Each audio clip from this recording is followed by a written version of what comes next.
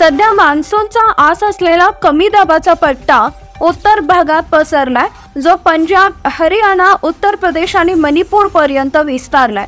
त्यामुळे पाऊस देखील उत्तर भागातच सक्रिय झालाय।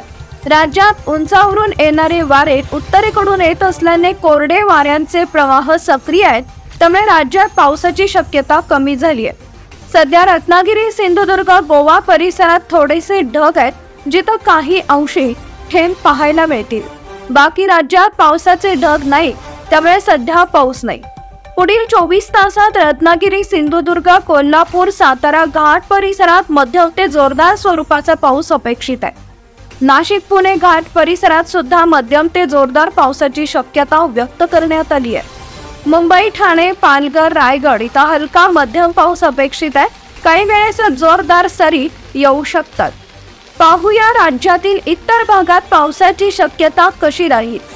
नंदुरबार, धुळे, जळगाव, बुलढाणा, वाशिम, यवतमाळ, वर्धा, नागपूर, भंडारा, गोंदिया, गडचिरोली, चंद्रपूर आणि अमरावती इथं मध्यम ते जोरदार पावसाची शक्यता आहे, पण सार्वत्रिक पाऊस होणार नाही।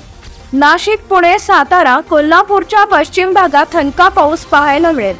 नाशिकचे उर्वरित भाग, पुणे, सातारा, सांगली, सोलापूर, धाराशिव, बीड, जालना, परभणी, हिंगोली, नांदेड, लातूर, अहमदनगर या भागात स्थानिक वातावरण तयार झाल्यास थोडासा पाऊस होईल, अन्यथा मोठ्या पावसाची शक्यता नाही।